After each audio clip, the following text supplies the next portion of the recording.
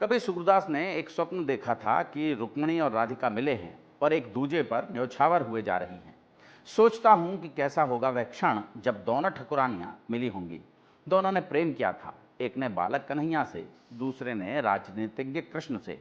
एक को अपनी मनमोहक बातों के जाल में फंसा लेने वाला कन्हैया मिला था और दूसरे को मिले थे सुदर्शन चक्रधारी महायोधा कृष्ण।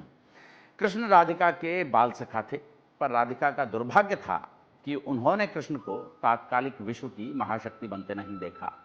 राधिका को न महाभारत के कुचक्र जाल को सुलझाते चतुर कृष्ण मिले, न पौंड्रिक शिशुपाल का वध करने वाले बाहुबली कृष्ण मिले। रुक्मिणी कृष्ण की पत्नी थी, पटरानी थी, महारानी थी, पर उन्होंने कृष्ण की वह लीला नहीं देखी जिसके लिए कृष्ण विश्व में स्मरण किए जाते हैं। उन्होंने न माखन चोर को देखा, न गौ चरवाहे को। उनके हिस्से में न बांसुरी आई न माखन। कितनी अद्भुत लीला है। राधिका के लिए कृष्ण कन्हैया था, रुक्मिणी के लिए कन्हैया कृष्ण थे। पत्नी होने के बाद भी रुक्मिणी को कृष्ण उतने नहीं मिले कि वे उन्हें तुम कह पाती। आपसे तुम तक की इस यात्रा को पूरा कर लेना ही प्रेम का चरम पा लेना है। रुक्मिणी कभी यह यात्रा पूरी ही नहीं कर सकी।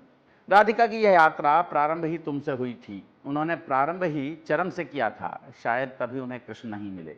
कितना अजीब है ना।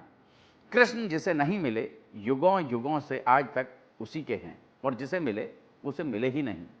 तभी कहता हूं, कृष्ण को पाने का प्रयास मत कीजिए। पाने का प्रयास कीजिएगा तो कभी नहीं मिल पाएंगे। बस प्रेम करके छोड़ दीजिए, जीवन भर साथ निभाएंगे कृष्ण। कृष्ण इस सृष्टि के सबसे अच्छे मित्र हैं, राधिका हो या सुदामा। कृष्ण ने मित्रता निभाई तो ऐसी निभाई कि इतिहास बन गया। राधिका और रुक्मिणी जब मिली होंगी तो रुक्मिणी राधा के वस्त्रों में माखन की गंध ढूंढ रही होंगी, और राधा ने रुक्मिणी के आभूषणों में कृष्ण का वैभव तलाशने की चेष्टा की होगी। कौन जाने मिला भी या नहीं।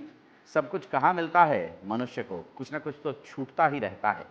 जितनी चीज़ें कृष्ण से छूटी उतनी तो किसी से छूटी ही नहीं। कृष्ण से उनकी माँ छूटी, पिता छूटे, फिर जो नंद बाबा और यशोदा मिले थे वो भी छूट गए। संगी साथी छूटे, राधा छूटी, गोकुल छूटा, फिर मथुरा छूटी। कृष्ण से जीवन भर कुछ न कुछ छूटता ही रहा। कृष्ण जीवन भर त्याग करते रहे।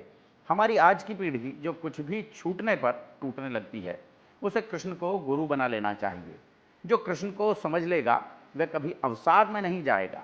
कृष्ण आनंद के देवता हैं। कुछ छूटने पर भी कैसे खुश रहा जा सकता है, यह कृष्ण से अच्छा कोई सिखा ही नहीं सकता। महागुरु थे मेरे कन्हैया। जय श्री कृष्णा। आप सभी को कृष्ण जन्माष्टमी की हार्दिक शुभकामनाएं। बहुत बहुत धन्यवाद।